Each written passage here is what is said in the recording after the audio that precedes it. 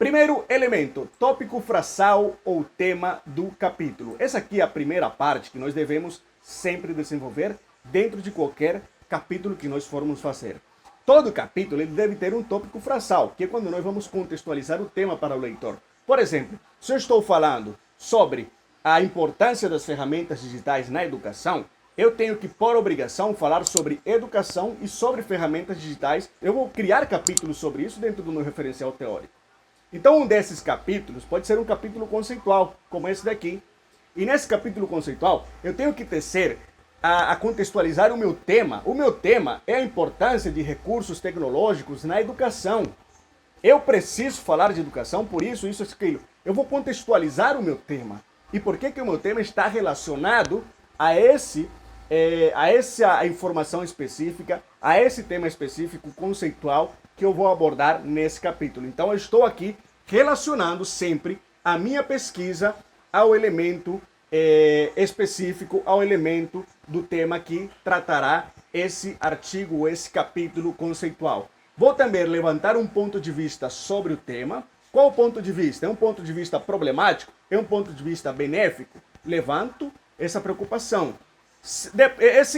É aconselhável, eu aconselho, inclusive, que esse tópico frasal ele tenha pelo menos duas frases, tá? Primeiro você faz o tópico frasal e depois faz uma sustentação. Na primeira frase você introduz o tema que você vai fazer e na segunda você vai embasar com uma citação, seja uma citação curta, né? Pode ser direta, pode ser uma citação indireta.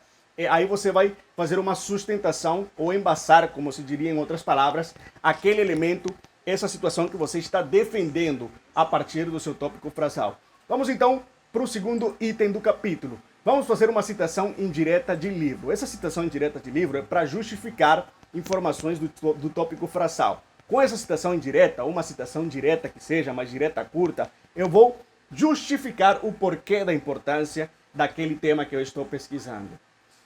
Nem sempre tudo que eu penso, tudo que passa pela minha cabeça é extremamente importante a ponto de isso virar uma pesquisa, de isso virar uma investigação científica. Então, com base no olhar de um outro autor que já tenha trabalhado um tema parecido, que seja da área, eu vou, com base nesse pensamento desse autor, eu vou relatar a importância, vou justificar a importância, a validade desse tema que eu escolhi para trabalhar. Feita essa validação por meio de outro autor, aqui eu vou argumentar sobre essa citação. Se eu estou justificando com as palavras de um autor, agora eu vou dizer por que para mim também é justo. Eu vou argumentar por qual motivo foi que nós colocamos aqui essa situação. Aqui nesse ponto, então podemos colocar também outras situações. Podemos inserir fotos, ilustrações, gráficos, tabelas. Nessa parte aqui pode ser inserido, porque eu estou ainda argumentando sobre a importância de tratar esse tema conceitual dentro do meu trabalho de pesquisa, dentro do meu TCC, artigo científico, monografia, dissertação, tese. Para todos os elementos isso aqui se encaixa porque funciona da mesma maneira. Depois vamos para uma citação indireta ou direta curta de livro de um autor diferente. Já trabalhamos um autor que nos ajudou a justificar. Já estamos com uma justificativa plausível, uma justificativa aceitável. Depois que temos essa justificativa aceitável, agora nós vamos buscar um outro autor. Ele vai nos dar um ponto de vista diferente. Um ponto de vista ainda sobre o nosso tópico frasal, mas que será um ponto de vista diferente. Esse ponto de vista diferente, ele pode muito bem ser um ponto de vista favorável ou não. Ele pode ser um ponto de vista favorável ou não. Pode estar de acordo ao que o autor o autor disse, o autor anterior disse, ou não. Pode ser completamente oposto. Pode até, de alguma certa maneira, pode ser conflitante essa citação que nós vamos colocar aqui, mas já é um pensamento de um autor diferente.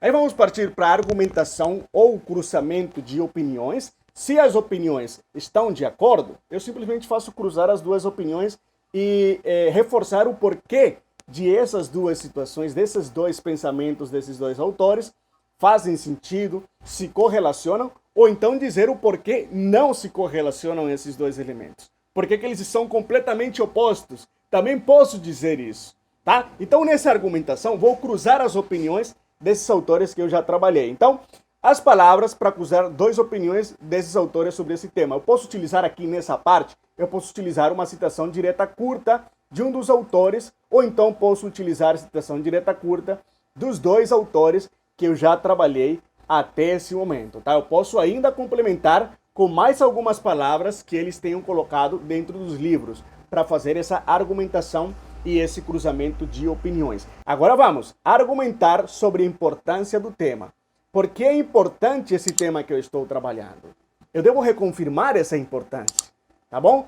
Falar sobre essa importância, sobre esse objetivo, sobre a exploração de fraquezas, de virtudes, tudo aquilo que diz respeito ao tema que eu estou pesquisando. Pode-se usar uma citação aqui nesse caso também. Nós podemos utilizar a citação aqui nessa parte também, tá bom? Já estamos aqui construindo um capítulo que fica à prova de banca, à prova inclusive de críticas, eu arriscaria dizer. Aí vamos depois para uma citação direta de sustentação de importância. Essa citação aqui, nós vamos procurar um autor diferente, um autor novo, que ainda não tenhamos citado antes. Tá? Aqui colocamos um autor novo e esse autor vai sustentar, ele vai sustentar a argumentação que eu fiz sobre a importância do tema.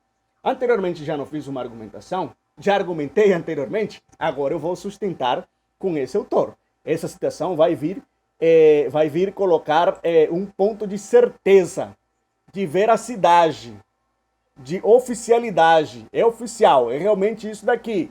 Aí o autor coloca aí a partir de uma citação, eu coloco ali a palavra de um autor para reforçar esse assunto. Depois eu vou fazer uma argumentação da citação direta, e isso já com base na citação direta que eu fiz anteriormente, eu vou argumentar sobre essa situação, tá? Se eu estava tentando justificar alguma coisa com essa citação, agora eu vou me referir a essa justificativa que fiz. E aqui é importante que você repare no seguinte: o aluno, quando escreve um referencial teórico, ele tende a se esconder no texto dos outros autores. E vocês percebem que em vários momentos eu estou dizendo para você que deve sim argumentar. Deve sim argumentar. O aluno não pode sumir do trabalho acadêmico.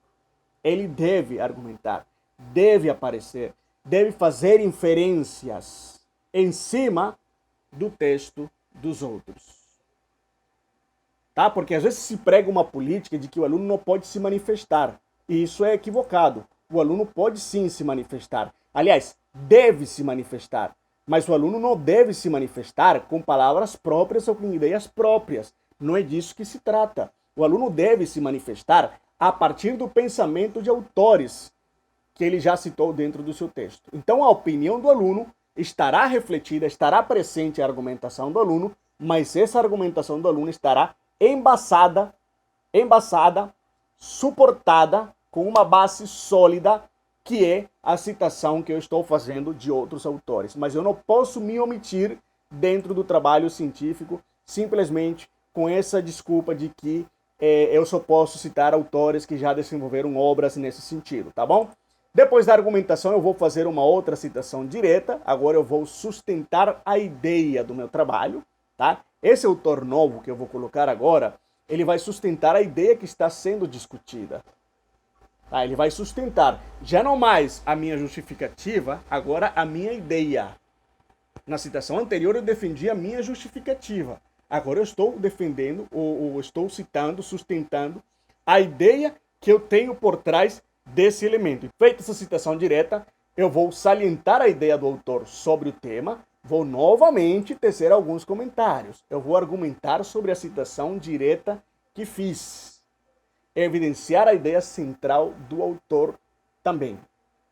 Percebe? Eu estou sempre recapitulando, revendo, analisando, tecendo, alinhavando, em outras palavras, aquilo que os autores estão dizendo. Agora eu vou sustentar, reforçar. Aqui nós faríamos uma citação direta longa para confirmar as afirmações já antes mencionadas. Aqui uma citação direta longa já é outro sistema.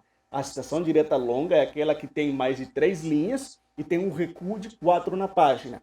Tem playlists sobre todo tipo de citação dentro desse canal no YouTube. Então inscreva-se se você não é inscrito, porque aqui nesse canal você sempre fica completamente por dentro de absolutamente tudo que diz respeito à elaboração de trabalhos acadêmicos. Então, aqui nessa parte, fazemos a citação direta longa. Agora vamos novamente confrontar ideias de autores. Vamos usar a dialética hegeliana. O que é dialética hegeliana, professor?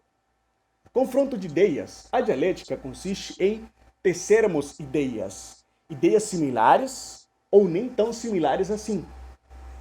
Podem ser ideias completamente opostas, mas ainda assim eu estabeleço um ponto de relação ou um ponto de conflito entre essas ideias e isso será denominado como uma dialética hegeliana. Isso aqui é emprestado diretamente da filosofia. Sim, a ciência tem muito a ver com a filosofia.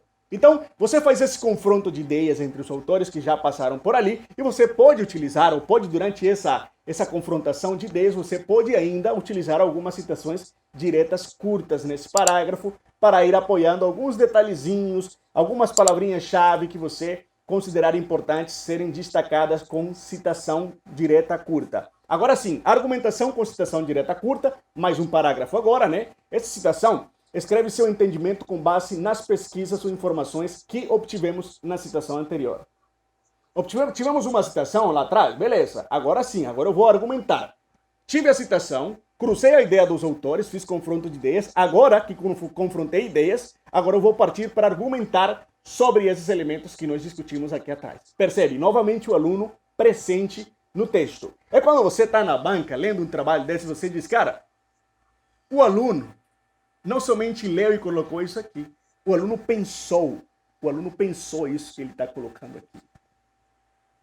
Isso por si próprio já me deixa com uma excelente impressão do trabalho. É quando você diz que o trabalho foi feito com consciência, que é um trabalho analisado, que é um trabalho que deu aprendizado para o aluno que fez. De fato, você percebe quando houver argumentação que o aluno domina a temática que está trabalhando. Agora vamos fazer um argumento com base em citação, vamos ligar a dificuldade da justificativa com a solução. O que seria ligar essa dificuldade com a citação? Seria pegar a dificuldade, todo o tema, toda a pesquisa, você também deve saber, se você não sabe, vá no canal e pesquise vídeos sobre elaboração de projetos de TCC ou projetos de pesquisa, você vai ver que todo projeto de pesquisa deve ter um problema. E o problema é a dificuldade que me leva a pesquisar alguma coisa. Então eu vou relacionar o problema do meu trabalho, o problema do meu projeto, eu vou relacionar isso a uma solução. E essa solução geralmente está contida, está imbuída dentro das teorias que eu estou desenvolvendo, que eu estou discutindo nesse capítulo. Então aqui eu ainda posso fazer uma citação direta em que eu reafirme a dificuldade ou a solução plausível para esse problema, que é o problema da minha pesquisa, ou talvez uma parte do problema da minha pesquisa. Talvez não todo o problema da minha pesquisa, mas sim uma parte do problema da minha pesquisa que pode ser solucionado, pode ser elucidado. E depois vamos concluir esse capítulo. Esse capítulo aqui vai ser concluído de que maneira? Vamos aqui fazer uma geral, como toda e qualquer conclusão, vamos fazer uma geral de tudo que analisamos. Aqui nesse capítulo se observou, então observamos isso, aquilo, fechamos o capítulo e já fechamos a ideia central.